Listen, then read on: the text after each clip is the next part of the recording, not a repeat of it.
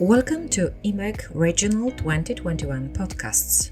The show is dedicated to present research results of Polish scientists as authors or co-authors of papers presented during the Regional Conference of European Marketing Academy. The regional conferences are aimed to attract researchers interested in marketing issues, in changing and growing markets, and regarding a regional perspective.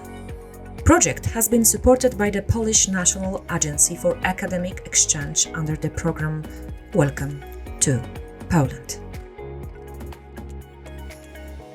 My guest is Dr. Michał Ścibor-Rylski, author of paper accepted at EMAC Regional 2021 conference. Hello. Hi. Hello. Okay, you are involved academically and practically, as far as I know, in gamification of marketing research. Where did this idea come from? And what do you understand by gamification of research, of course? Of course. Okay, so the idea came from my life because I've been involved in games since I remember. I've been playing many games in my life, both video games and board games.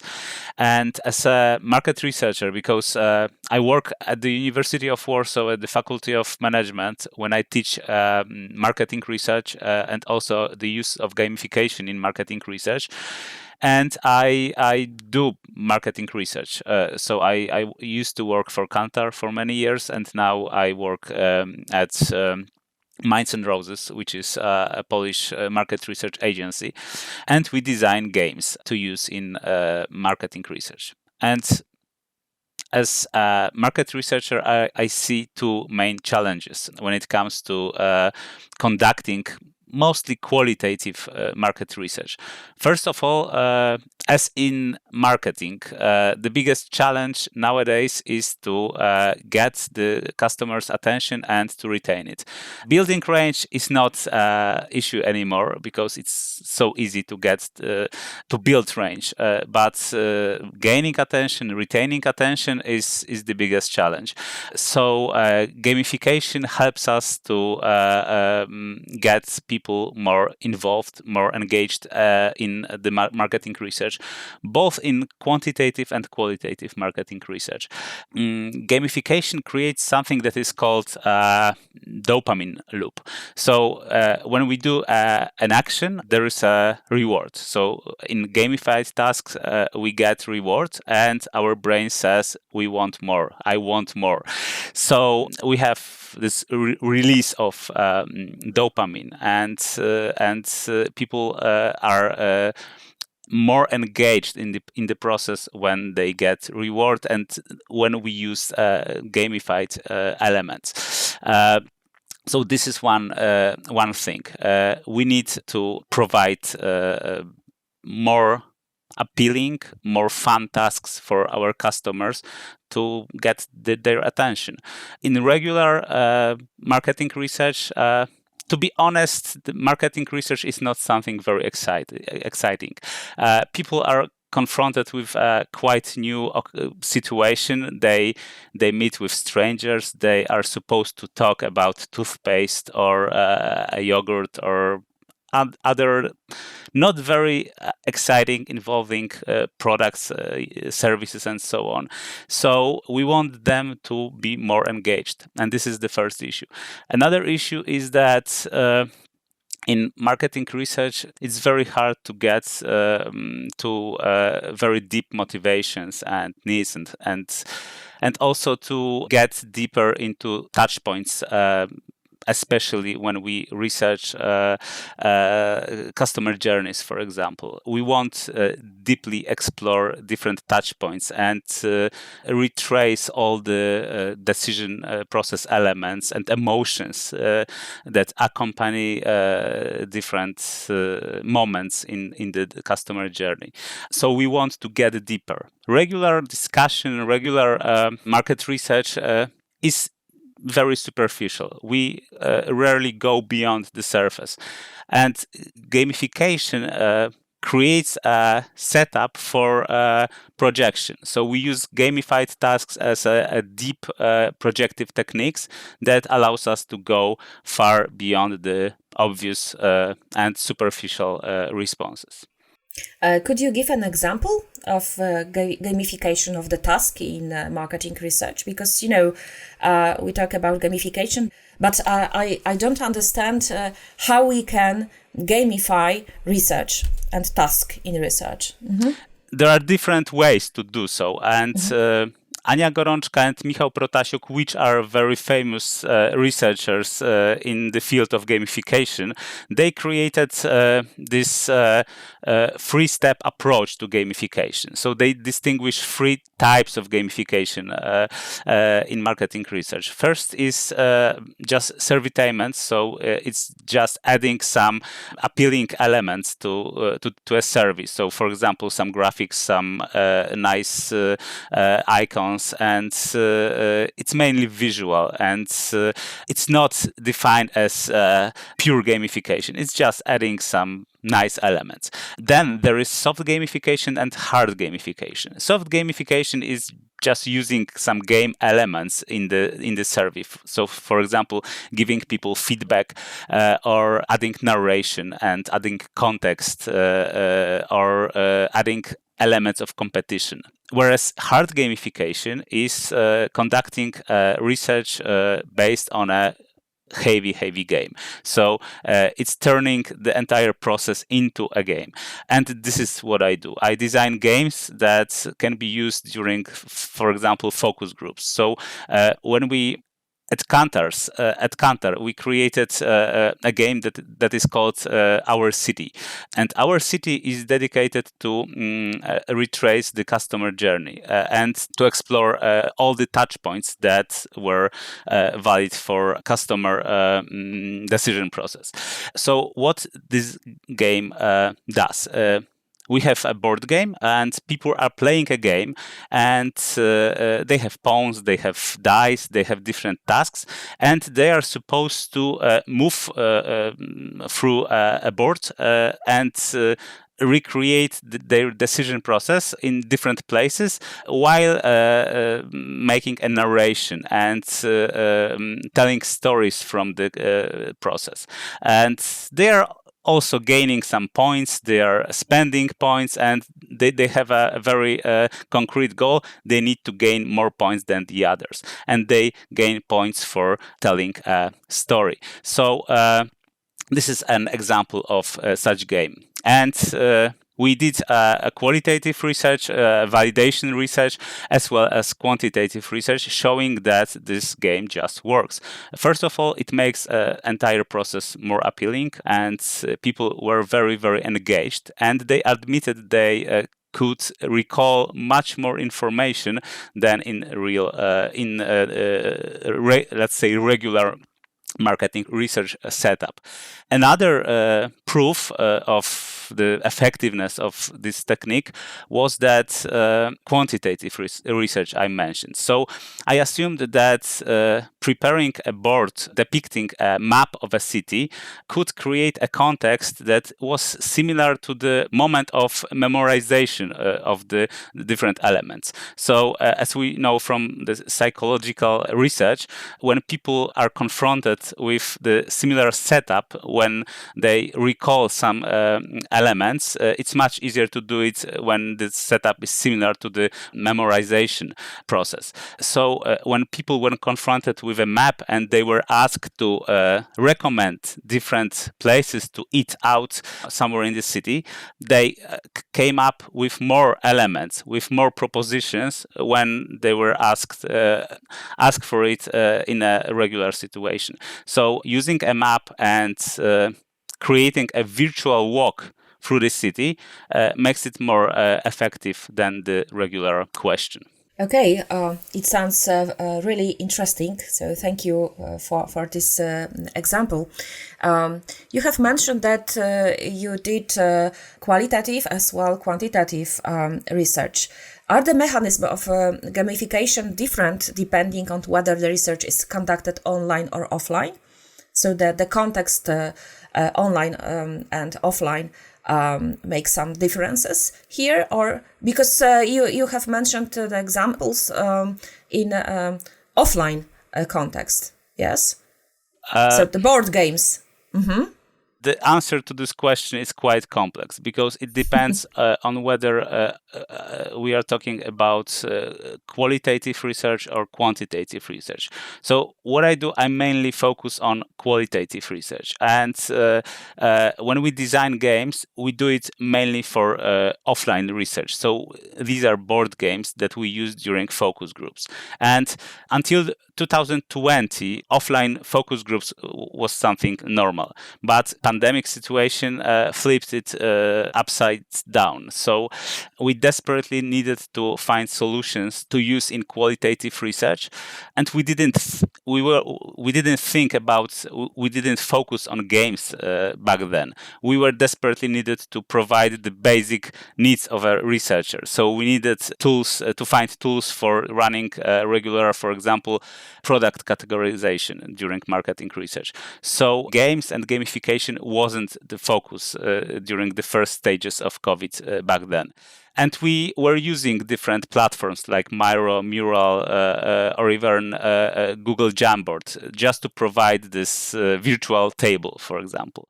And now I think this is the time to come up with some ideas to use board games in virtual reality context. So we plan to use it for example, tabletop simulator or other different software that is dedicated to playing board games online. But this is the song of the future. So most of the solutions that we use is offline.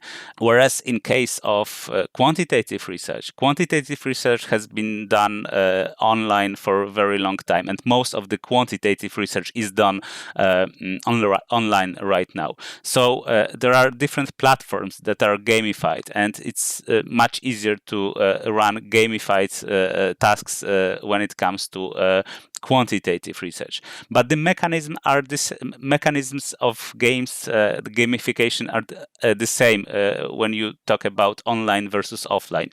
We use the same mechanisms. So we use some elements of competition, narration, challenge, and feedback. So the mechanisms are the same. The tools are a bit different.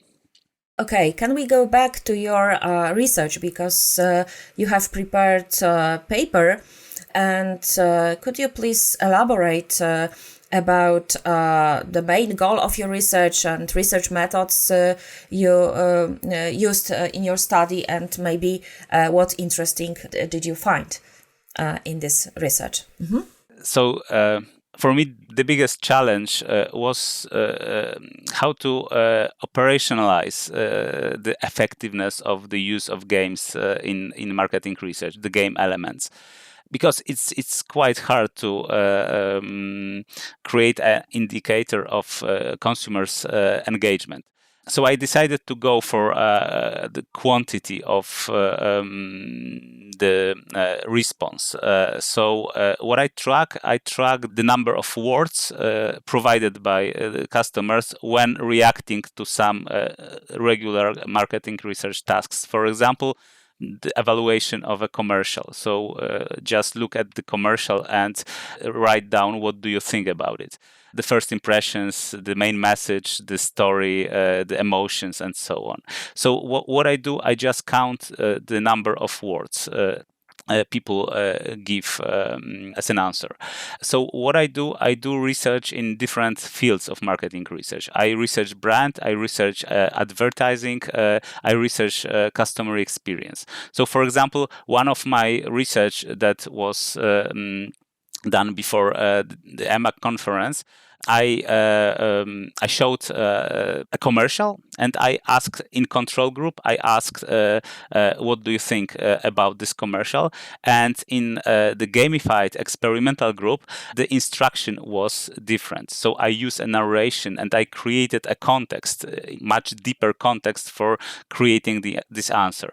So people, the instruction was, imagine you work for an advertisement agency, and you are working on a new campaign. campaign. Your biggest rival working for a competitor's brand has just created a new ad.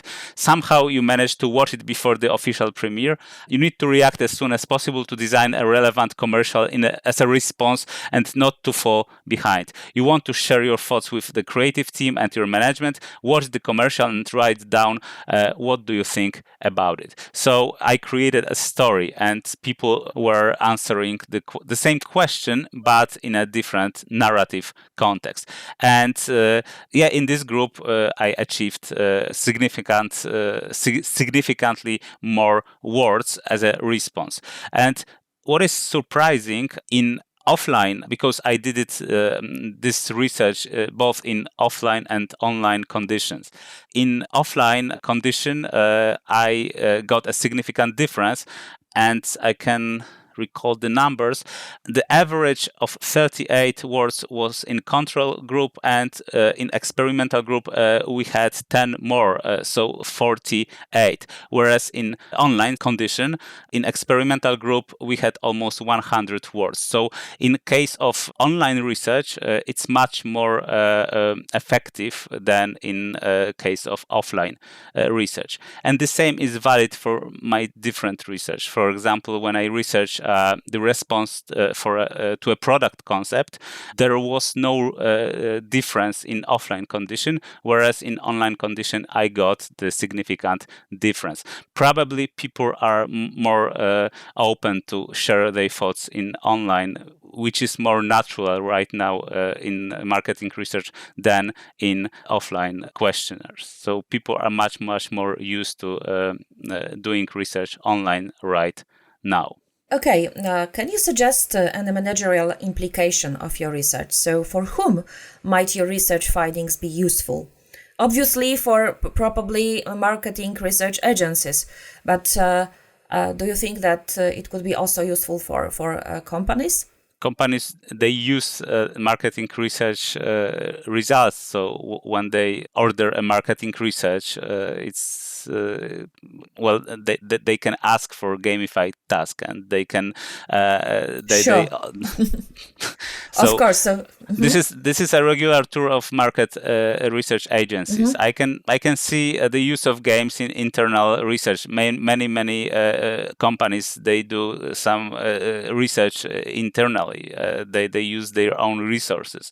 They have research teams. So all the researchers, doesn't matter if they work for a research agency or for the client, they can use the gamified tasks. absolutely. But what do you think are these attitudes towards games and gamification age dependent? So have you observed that are some differences between younger or older people in accepting of this gamification also in research? And again, the answer is a complex one.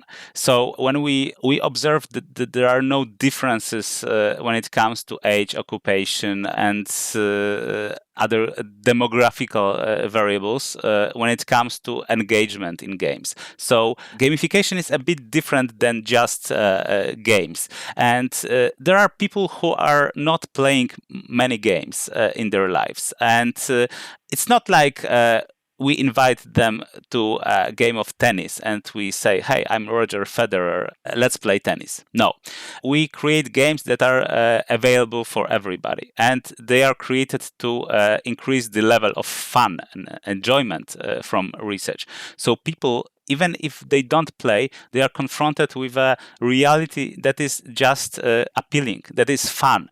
So we can see that even older consumers, like 50 plus, 60 plus, they enjoy playing our games during the research. And there are many data showing that people over 55 years old, they play games. And there is a research from 2019 showing that over half, more than half of such respondents, they play something. They play computer games, they play games on their smartphones, they play Scrabble, they play different games. People play all the time. So there are no differences when it comes to engagement during the qualitative research. But what I found out, this is from my recent research, it's not published yet, that I did it on a customer panel, a standard marketing panel of respondents. And I did a comparison between 18-24 age group versus 25-40. And gamifying the task, like the narration I mentioned before, was more successful in the younger group. So this was the group that was responsible for the differences, not the older one. But still, this is the first result I got. This is the first time it's not replicated, so I would be very careful with drawing conclusions here. Okay, so we will wait for your article. And what do you think? You would get similar results in the context of another country, because the research was conducted during Polish citizens, I suppose. So could these results be more universal? People play everywhere. I mean, I'm regularly attending a board game fair in Essen in Germany, and there are like 200,000 people from all over the world playing games. Different people, different ages and different countries, and everybody is having the same fun. Jane McGonigal, the designer of games, she in her book, which is called Reality is Broken, and the subtitle is very involving, Why Games Make Us Better and How They Can Change the World. She mentioned Herodotus, and Herodotus in his book about history, he mentioned this kingdom of Lydia. 3,000 years ago, they were suffering extreme hunger. So what they did, they invented games, and they were playing games every second day just to somehow forget about this hunger, and they survived 20 years when playing games. They invented different games, board games, dice games, card games, and so on. So this shows that gaming is very universal thing. So I think that it's totally worldwide thing. So the gaming is the part of our lives. Nevertheless, we are in Poland or in Germany or in Japan. So thank you once again for your inspiring talk. And I felt encouraged to use gamification in my research as well. So thank you. We must remember that gamification is not just games. It's the use of game elements, and these are universal. We are not playing very complex games. There are many myths regarding gamification, that gamification is something for kids or just for gamers. No, it's not. I mean, games elements are embedded in our nature. I mean, the need for narration and creating context and having feedback, and this dopamine loop. It's in us. So yeah. Thank you once again. Thank you very much.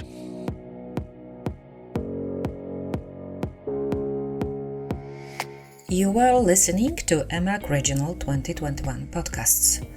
My guest was Dr. Michał Ścibor-Rylski, author of paper accepted at EMAC Regional 2021 conference under the title Gamified Tasks as a tool to enhance the results of the creative development marketing research in offline and online environment.